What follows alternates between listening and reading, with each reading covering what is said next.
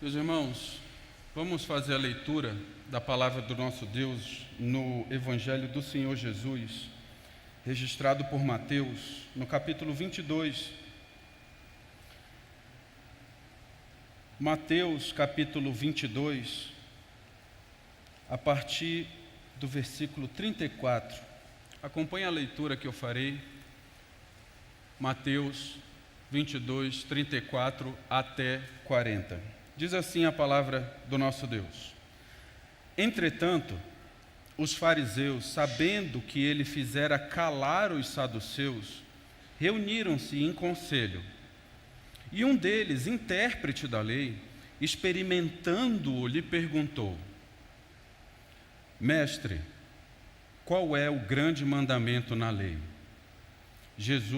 Respondeu-lhe Jesus: Amarás o Senhor teu Deus de todo o teu coração, de toda a tua alma e de todo o teu entendimento. Este é o grande e primeiro mandamento. O segundo, semelhante a este, é: amarás o teu próximo como a ti mesmo.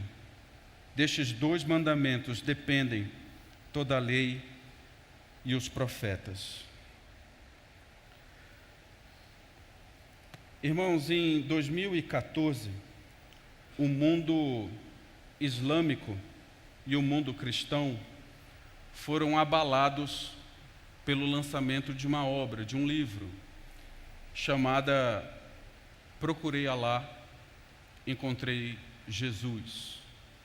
O autor, Nabil Querish, que naquela altura era um muçulmano fervoroso, filho de uma família muçulmana fervorosa.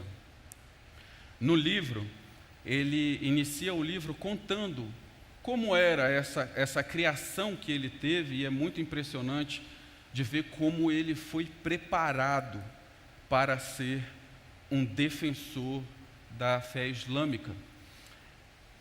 E ele fez isso. Nabil Querish, ele se dedicava a estudar as escrituras sagradas, a Bíblia, com o único objetivo de fazer ruir a fé cristã das pessoas, dos cristãos com quem ele encontrava.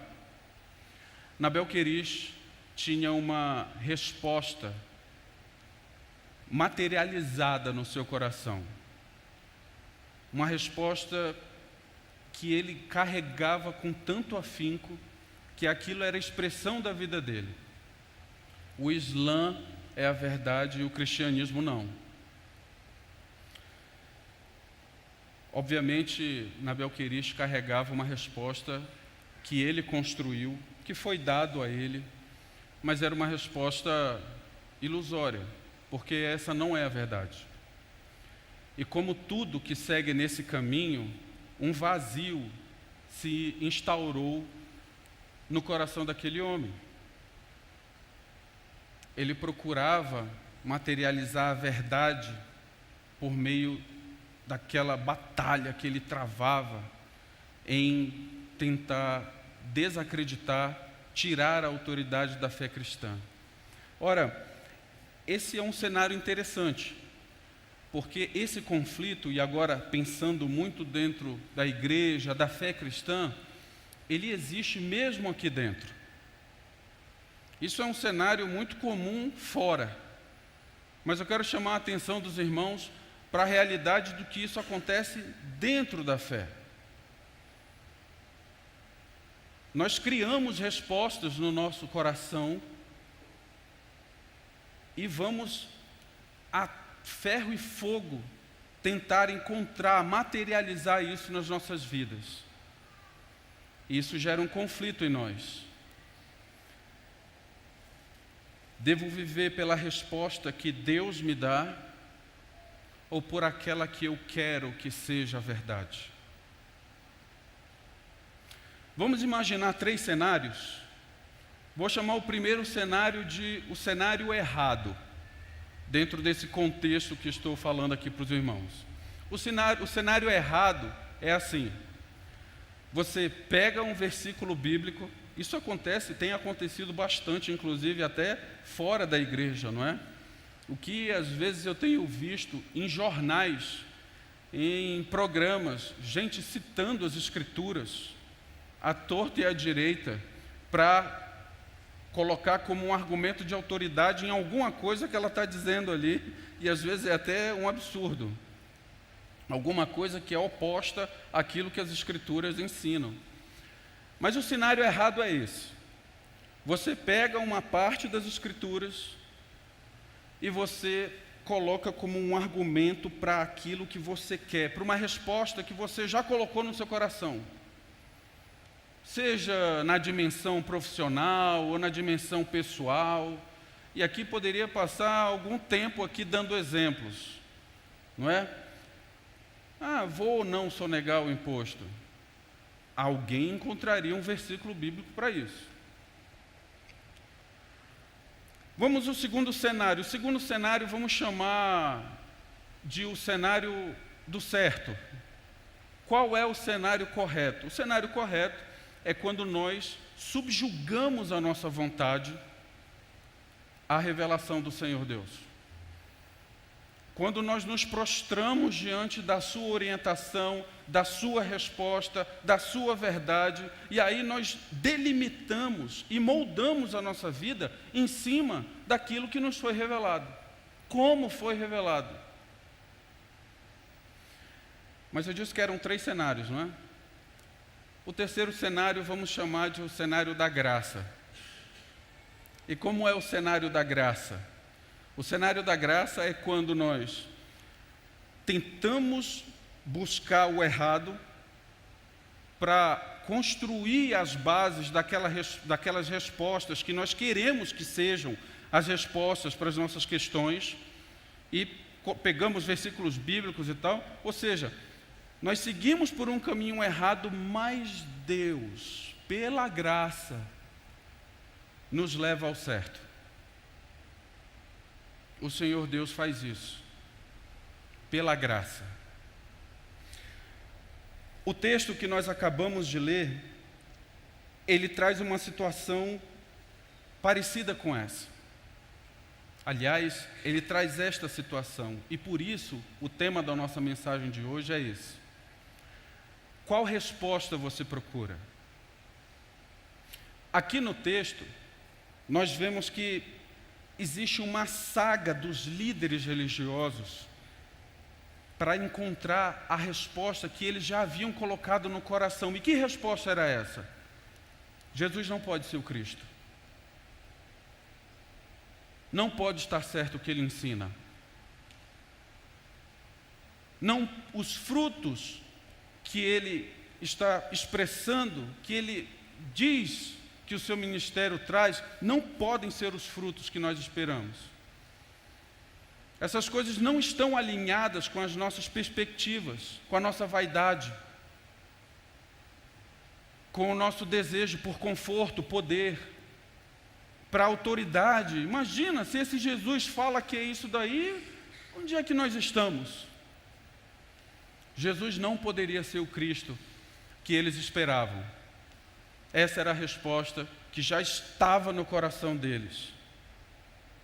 E esses homens entraram numa verdadeira saga para fazer isso acontecer, para eles materializarem aquilo que estava no coração deles. Veja, o versículo 34, e agora eu peço que os irmãos acompanhem na sua Bíblia ou aqui na tela, mas se vocês notarem ligeiras diferenças daquilo que eu vou estar lendo aqui, é porque eu vou ler agora uma tradução minha que eu fiz do texto, claro, mantendo a literalidade do que está escrito, mas também trazendo aqui um significado que nós possamos entender com mais claridade aquilo que está escrito aqui no texto. Então, acompanhe, o versículo 34 diz assim: entretanto, os fariseus, tomando consciência de que ele silenciou os saduceus, reuniram-se.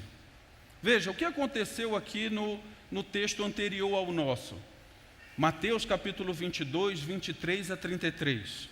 O Senhor Jesus foi colocado ali numa situação onde os saduceus, a seita dos saduceus, que aliás, parênteses, era uma seita inimiga da seita dos fariseus, se odiavam, disputavam poder no sinédrio. Contudo, Ambas as seitas haviam materializado a mesma, eles queriam que a resposta do seu coração fosse a mesma, porque tinham interesses nesse sentido semelhantes. Não, Jesus não pode ser o Cristo. Ele vai bagunçar aqui nossa estrutura de poder. Toda a vaidade envolvida. E se uniram para derrubar, entre aspas, para tentar derrubar Jesus. Então, em Mateus 22, 23 a 33, os saduceus colocam Jesus ali e fazem aquela pergunta, porque eles, a seita dos saduceus, não acreditavam em ressurreição. E perguntam, colocam ali uma situação que possivelmente era a arma secreta deles para colocar fariseus e pessoas que acreditavam na ressurreição em maus lençóis. É aquela história de uma mulher é casada com o irmão morre e o outro tem que a possuir. Essa história, depois você pode conferir. E o Senhor Jesus, obviamente, dá uma resposta, imprime a sua autoridade e, segundo o versículo 34, silenciou os saduceus. Veja, o silenciar aqui não é que os saduceus se deram por satisfeitos. Não é que os saduceus amigavelmente falaram, tudo bem, Jesus. O silenciar aqui é aquele momento em que você recebeu uma resposta tão tremenda que você não tem mais como rebater. E aí você se cala. Sabe, assim, a coisa explodindo aqui dentro, mas você não tem mais o que falar. Os fariseus ouviram e souberam disso e viram, peraí, o negócio ficou sério. O texto diz que eles se reuniram. E aqui eu quero dizer algo para vocês, há um problema aqui. Há uma questão aqui no contexto, em volta do que está acontecendo aqui no texto que nós lemos, que é uma questão de autoridade. A autoridade do Senhor Jesus passa a ser questionada, porque, de novo, ele não poderia ser o Cristo. Então, lá no capítulo 21, versículos 23 a 27, os sacerdotes e anciãos do povo dizem para Jesus e falam o seguinte: com que autoridade fazes essas coisas? Jesus já estava incomodando a este ponto. E aqui vale a pena nós vermos como Mateus trabalha isso no seu registro. Por exemplo, a questão de autoridade. Capítulo 5, Sermão do Monte. O Senhor Jesus passa a dar vários ensinamentos onde ele faz o contraste. E como é importante nós fazermos o contraste. A Bíblia está cheia de contrastes. O homem feliz e o homem ímpio. O homem que é segundo o coração de Deus, o homem que é segundo o coração, é segundo o mundo. Aquele que ama a Deus, aquele que ama a riqueza dos tempos. No capítulo 5, o Senhor Jesus diz o seguinte: olha, vocês ouviram dessa forma, vocês foram ensinados dessa forma, eu, porém, vos digo, autoridade. Eu estou lhe dizendo como é que é essa palavra na verdade. Vocês foram ensinados por uma interpretação humana que não corresponde com aquilo que é a revelação. Então, o Senhor Jesus começa a fazer isso. No capítulo 7, final do Sermão do Monte, os líderes religiosos começam a ver que o Senhor Jesus tem a sua autoridade reconhecida pelo povo, que diz o seguinte: ele ensinava como quem tem autoridade. Aquelas multidões que seguiam ele começam a reconhecer isso. Aí piora, porque o capítulo 9 é um local no registro de Mateus onde há o Senhor Jesus exercendo sua autoridade, perdoando pecados, curando doentes, expelindo demônios, o que não era feito pelos líderes religiosos. Então, quando chega neste momento aqui do texto, há um problema de autoridade. Jesus chama a atenção dos líderes. Veja, existiam muitas pessoas que clamavam ser o Cristo naquele momento, mas deixavam passar. Existiam muitos, toda hora vinha um e tudo mais, mas o Senhor Jesus chama a atenção por essa questão da autoridade, que colidiu com aquela expectativa da resposta que eles já haviam criado nos seus corações. Ele não pode ser o Cristo. No capítulo 16, todo esse contexto, no capítulo 16, os fariseus e os saduceus fazem o seguinte, pedem um sinal dos céus para ele. Aqui, nesse momento, começa uma tentativa de provar o Senhor Jesus. E nós sabemos disso, porque o texto fala isso. Ele usa uma palavra que é, no grego, peirazo. Peirazo é quando você tenta derrubar uma pessoa por argumentos, demonstrar um erro nela. É isso que o texto fala. Quando eles pedem um sinal dos céus, eles estão ali tentando fazer isso. Claro, naquele momento, o Senhor Jesus não dá um sinal dos céus para ele, porque diz o seguinte: vocês conseguem ver quando vai chover, conseguem ver quando vai anoitecer, mas não conseguem ver o sinal que está sendo dado. Não será dado nenhum sinal para vocês a não ser o de Jonas. Depois, no capítulo 19, uma nova tentativa de mostrar um erro no Senhor Jesus, agora dos fariseus, daqueles que eram os guardiões, os mestres da palavra. E eles colocam o Senhor Jesus fazendo aquela pergunta, um teste a respeito do divórcio. Mestre, o que dizes sobre o divórcio? E o Senhor Jesus novamente dá uma resposta ali. Mas eu estou mostrando para os irmãos que a partir do momento em que a autoridade de Jesus ficou evidente e ficou em contraste com aquilo que estava sendo, que era religião padrão, que era o errado, mas que já era o aceitado, eles começaram a provar ao Senhor Jesus. Eles começaram a tentar a Deus. Agora, aqui no capítulo 22, no versículo 19, antes da questão com os saduceus, os fariseus e os herodianos vão e tentam novamente fazer o Senhor Jesus cair. Em todos esses textos que eu estou dizendo para vocês, a palavra peirazo aparece. Ou seja, a tentativa maldosa de expor um erro no Senhor Jesus.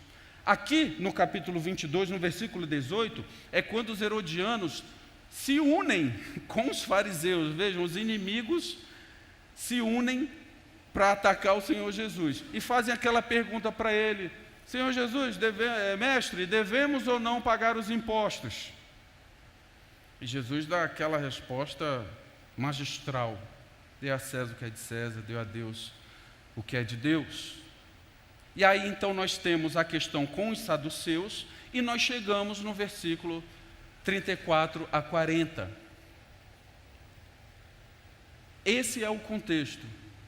Há um problema de autoridade, eles querem derrubar Jesus, porque eles estão nessa saga de materializar a resposta que eles já carregam no seu coração.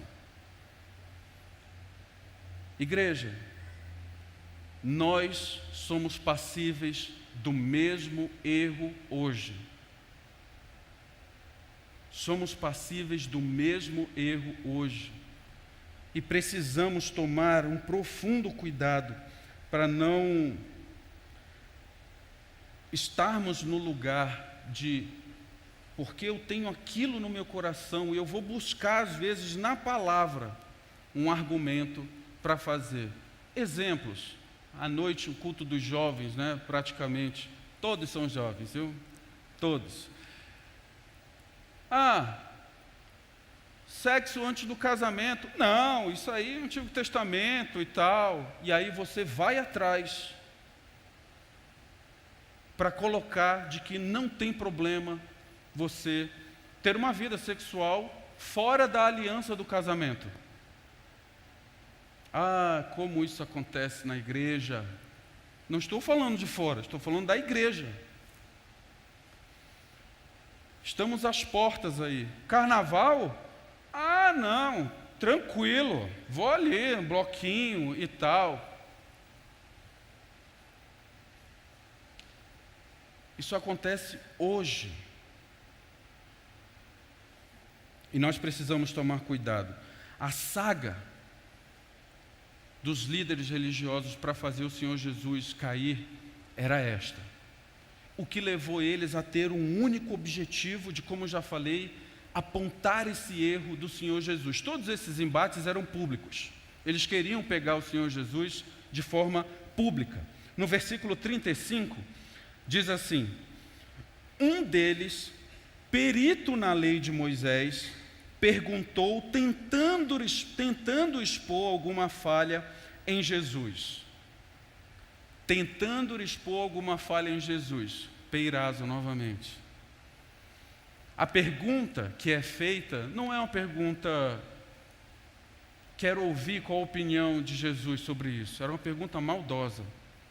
E o texto indica isso aqui. Agora veja, herodianos se juntaram com fariseus, saduceus se juntaram com fariseus, os anciãos e sacerdotes do povo se juntaram, todo mundo se levantou para mostrar um erro no Senhor Jesus. Ninguém conseguiu.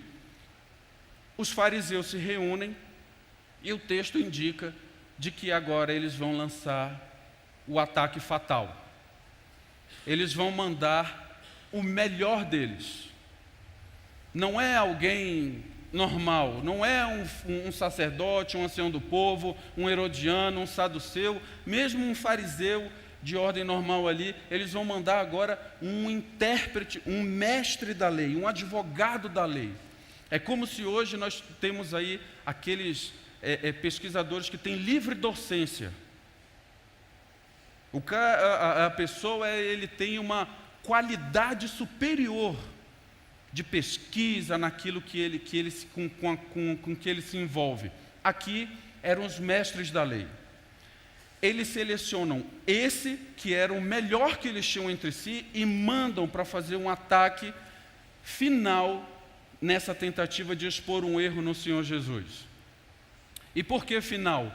Porque a partir desse momento, no registro de Mateus, não há mais esse tipo de tentativa. Pelo contrário, o Senhor Jesus, nos capítulos para frente, prega, exorta eles, dizem que eles são hipócritas, toda aquela parte, e o texto mesmo diz que não houve mais tentativas de fazer Jesus cair pela sua autoridade, e eles passaram a tramar o assassinato do Senhor Jesus. E nós sabemos como isso termina. Mas não conseguiram derrubar o Senhor Jesus pela autoridade. Escute, nada vai ter uma autoridade na sua vida maior do que aquela que o Senhor Jesus tem. E todas as vezes que você tentar fazer isso acontecer, você vai viver um vazio na sua vida. Não viva pela autoridade da cultura, não viva pela autoridade das regras profissionais, não viva pela autoridade do grupo de amigos com o qual você se relaciona, não viva pela autoridade do que é manifestado nas redes sociais, viva pela autoridade do Senhor Jesus. Ela não pode ser derrubada, ela não pode ser exposto um erro nela. Foi tentado e não conseguiram, foi tentado e não conseguiram. No versículo 35, a pergunta é feita e diz o seguinte: o intérprete da lei, mestre, qual é o maior mandamento na lei? Qual é o maior mandamento na lei? Alguém pode pensar assim, poxa, mas essa é uma pergunta simples em relação às outras.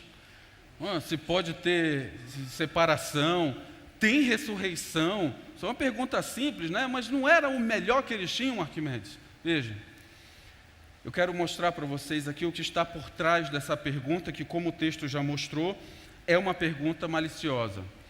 Naquele momento ali, existiam discussões de alto nível, discussões refinadas a respeito da lei. qual era o melhor resumo da lei, por exemplo. E, de fato, no Antigo Testamento, nós temos resumos da lei. Nós temos o Decálogo, que são os 10 mandamentos, e nós temos resumos da lei de Deus no Antigo Testamento. Só que, gente, isso não era uma discussão das mesas naquela época. Não era uma discussão que estava entre o povo nem sabia nem ler, a maioria. Não tinham bibliotecas, não tinham livros. Isso era uma discussão entre os doutores da lei, que tinham acesso aos melhores manuscritos, aos manuscritos, estava tudo lá e eles discutiam isso entre si. Uma outra coisa que eles faziam ainda nessa trilha era que eles falavam qual era o maior mandamento desses resumos, qual era o maior, qual era o mais leve, qual era o mais pesado. Existia essa categorização. Mas, de novo, isso era uma discussão num círculo muito fechado de intelectuais daquele momento. E o que o fariseu está tentando fazer aqui é mostrar que o Senhor Jesus é só um nazareno, de que ele não tinha acesso a essa discussão, ele não tinha acesso a esse refinamento. E mais, se Jesus ousasse dar uma resposta, possivelmente ele iria cair pela ordem de prioridade, porque a forma como eles viam o ministério de Jesus era um homem que lidava com muita gente, andava no meio do povo, gostava de gente, curava as pessoas. Esse cara e me perdoe um anacronismo, esse cara é um humanista. Ele provavelmente vai inverter a ordem, vai colocar a ética ao próximo na frente da adoração ao único verdadeiro Deus. É isso que está por trás dessa pergunta singela: mestre, qual é o maior mandamento da lei? E Jesus poderia falhar e cair ali, era o que eles pensavam. Interessante que o Senhor Jesus, ele permite que essa pergunta venha. Sabe por quê? Porque nos versículos para trás, quando é perguntado para ele a respeito do imposto, os fariseus e os herodianos perguntam para ele, o Senhor Jesus diz assim: por que vocês estão me testando, hipócritas? E perguntam. Jesus não recebe bem a pergunta, nem a tentativa de fazê-lo cair. Contudo, aqui, é interessante observar que o Senhor Jesus recebe, entre aspas, o golpe. Jesus permite que aquela maldade seja feita, aquela maliciosidade seja feita, que o fariseu, o mestre da lei, tenha a ideia de ter colocado o Senhor Jesus num beco sem saída. O Senhor Jesus permite, e aqui é uma lição para nós, irmãos.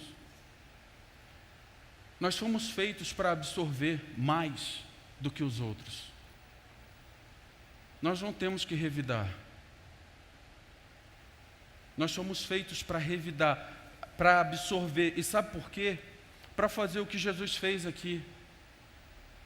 Para dar lugar à possibilidade de que a palavra de Deus ganhe espaço sobre a mentira, que é aquela resposta que estava no coração deles.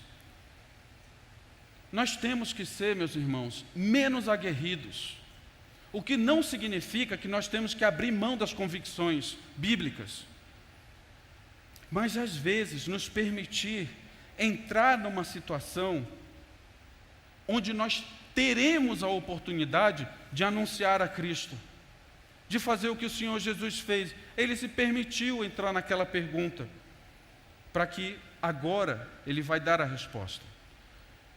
Se é importante absorver, se é importante ser menos aguerrido, é importante não fugir.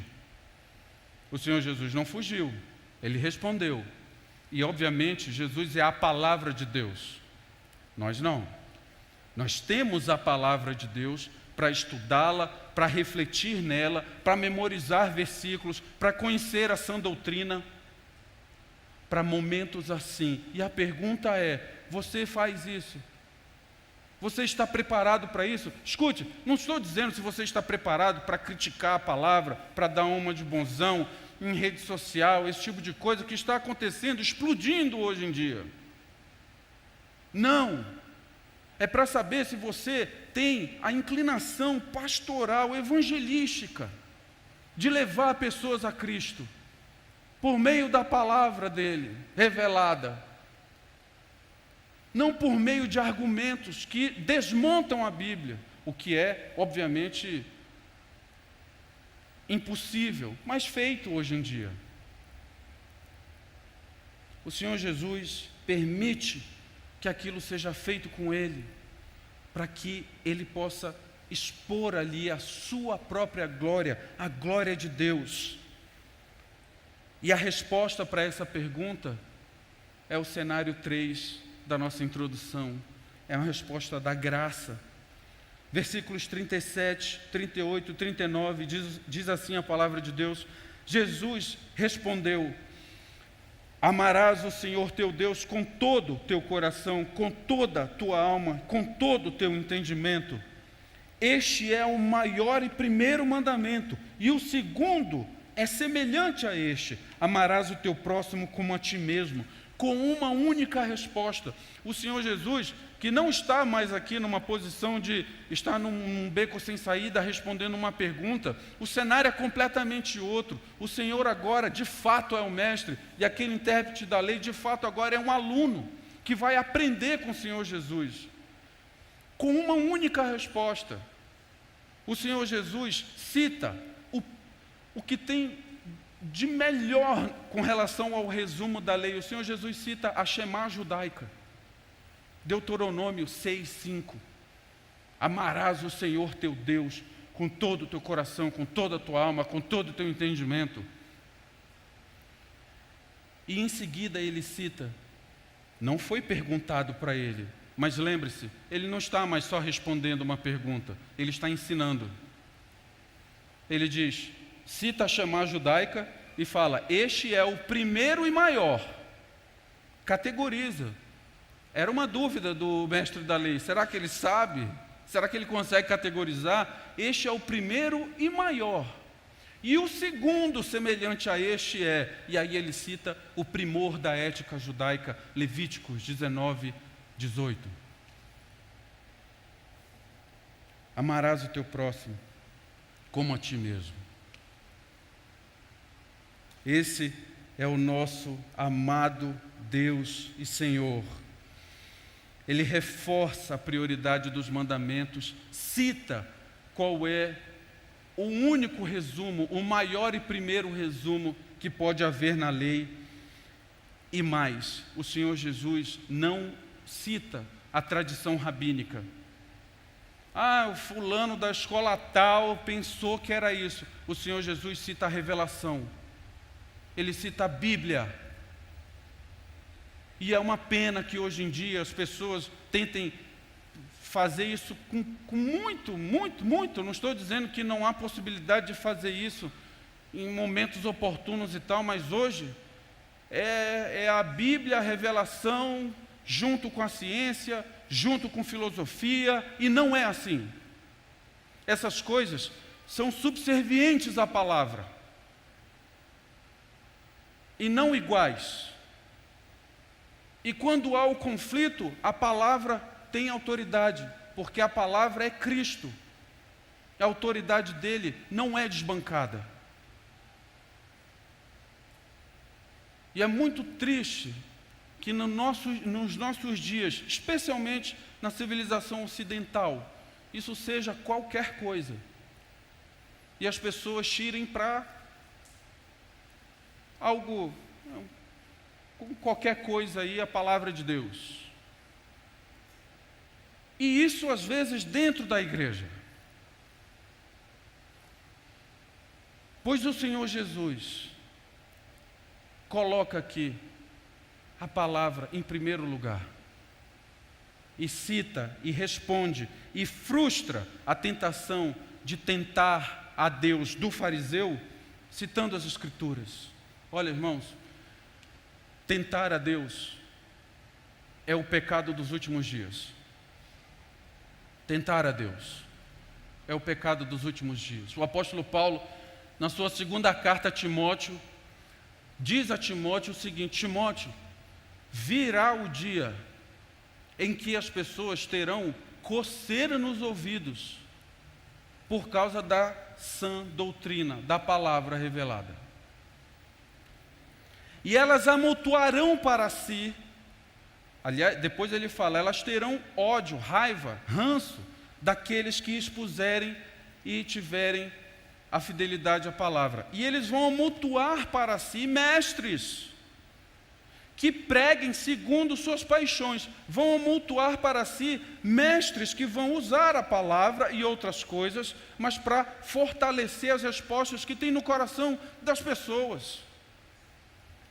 E essas respostas são enviesadas de vaidade, às vezes vaidade intelectual, às vezes vaidade social, vaidade financeira. Irmãos, tentar a Deus é não aceitar o seu poder e o seu senhorio. Senhorio de Cristo. Eis aí um outro conceito que é qualquer coisa hoje em dia.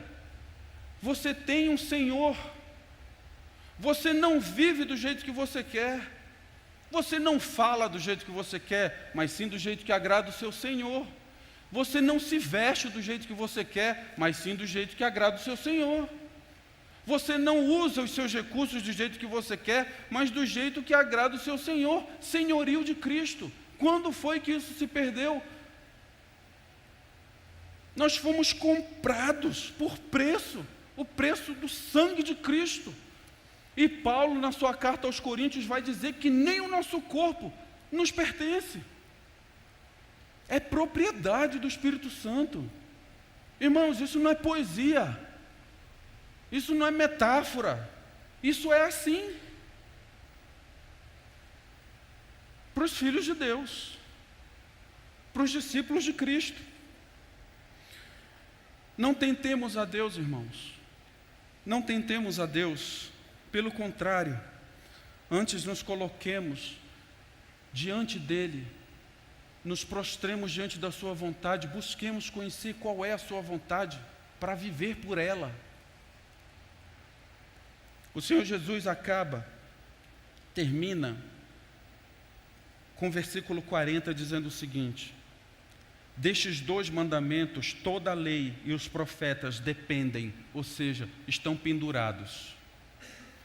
Todo o Antigo Testamento, toda a lei, todos os profetas estão pendurados nestes 2 mandamentos: amar a Deus com tudo e amar ao próximo como a você mesmo. Sem dúvida nenhuma, o Senhor Jesus está dando algumas exortações aqui para a gente.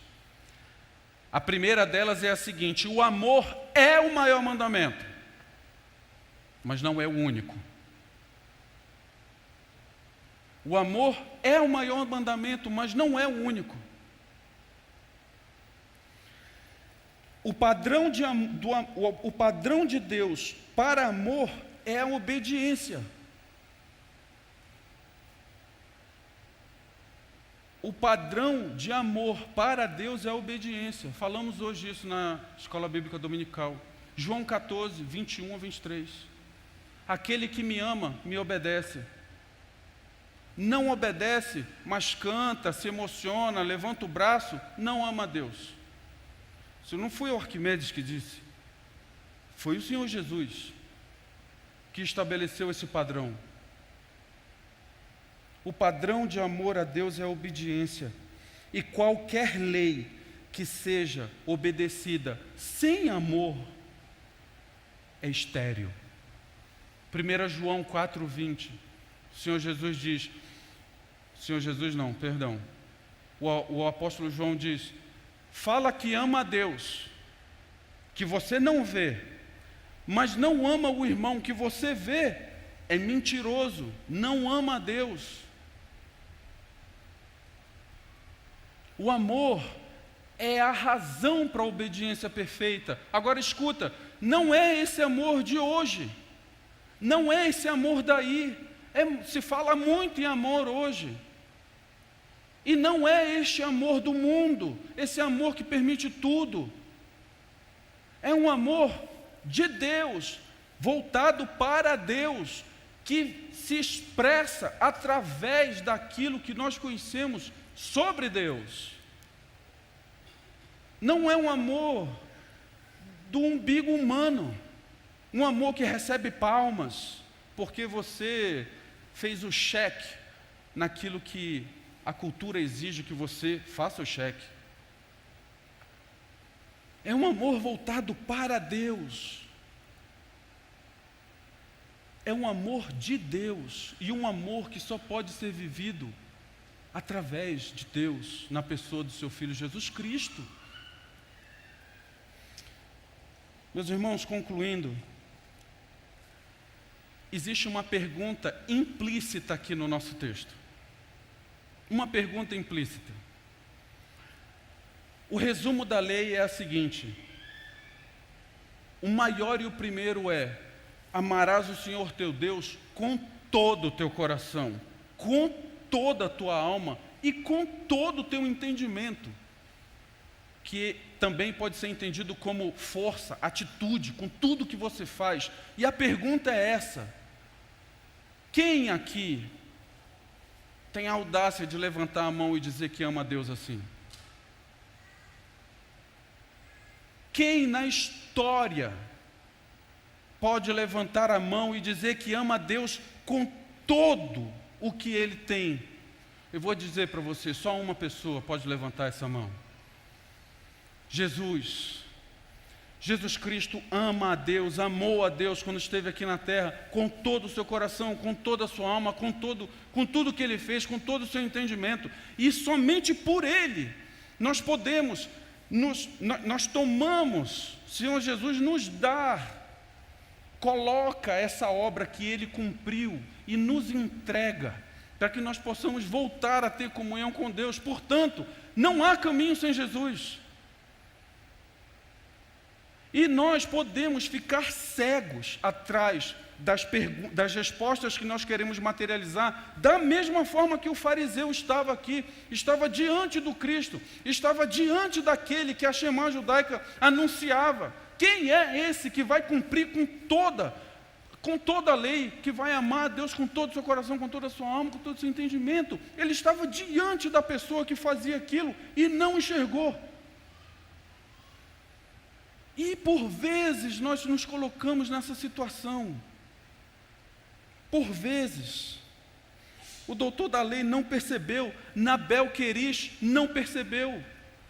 Estudava as Escrituras e não percebeu a sua perdição. Até, terceiro cenário, que o Senhor Deus usou de graça com ele e colocou um irmão, colocou um cristão na vida dele, que aceitava as suas provocações, os seus argumentos, mas permanecia firme, não fugia, e era um irmão que estudava as Escrituras, e conhecia as Escrituras, e respondia com as Escrituras, e aquilo durou 4 anos, até que Nabel se convertesse, se rendesse ao Senhor e percebesse que a cegueira que ele estava fazendo por tentar construir uma resposta que na verdade era uma ilusão. Vocês podem ser, nós podemos ser esse instrumento de Deus, mas temos que fazer a nossa parte, de buscar o Senhor Deus nas Escrituras, de nos colocarmos prostrados diante da vontade de Deus, de não sermos inflexíveis com aquilo que são paixões do nosso coração. E temos que nos analisar, como diz o salmista: sonda o meu coração, Senhor, e me aponta o caminho.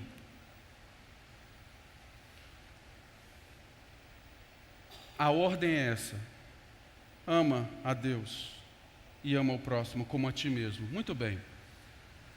Aquilo que de melhor um discípulo de Cristo pode querer para a sua vida é conhecer a Deus mais e mais. Essa é a verdade. Aquilo que de melhor alguém pode querer para si é conhecer e ter mais comunhão com Deus. Sim ou não? Sim. Um discípulo de Cristo, sim. Pois bem, você não cumpre o primeiro, você não cumpre o segundo se você não tiver afeito firme no primeiro. Ama o teu próximo como a ti mesmo. Vamos dar comida, faz isso e tal. Todas essas coisas são lícitas, mas não cumprem com o primeiro mandamento, nem com o segundo. Só nós, irmãos, só os cristãos podem anunciar o Cristo. Só os cristãos podem anunciar o reino dos céus. Só nós somos embaixadores de Cristo. Fazer caridade, qualquer um faz. Um ateu faz caridade. Qualquer um faz. Mas anunciar o Cristo, formar discípulos, ensinar as pessoas os 2 maiores mandamentos, a sua ordem, a sua prioridade, só nós. Tirar a cegueira ser instrumentos para tirar a cegueira das pessoas que buscam suas respostas por suas paixões, só nós podemos fazer isso. Portanto, não fujamos, não deixemos para lá a nossa missão de estudar a Bíblia, de ter comunhão com Deus e de ser instrumentos de Deus e de orar por isso. Deixa eu dar uma sugestão para você, faça essa oração: Senhor, me traga alguém essa semana para que eu pregue o Evangelho. Senhor, me traga alguém para que eu possa viver essa situação que o Senhor Jesus colocou, aceitar e depois pregar o Evangelho. Senhor, me ajuda, eu quero. Não sei como começar, Senhor, mas eis-me aqui. Você já fez essa oração? Faça. Senhor, deixa eu ser luz no meu trabalho, na minha escola, na minha universidade, na minha casa. O Senhor Jesus foi tentado, foi colocado muitas vezes nessa situação, porque as pessoas duvidavam da sua autoridade. E elas foram frustradas na tentativa de tentar a Deus. Não caiamos nessa. Não nos coloquemos nesse lugar, pelo contrário. Estejamos diante do Senhor Deus, prostrados, prontos a receber a sua instrução, o seu amor, e alegres para servi-lo, porque importa amar a Deus sobre todas as coisas e ao próximo como a nós mesmos. Que Deus nos abençoe. Amém.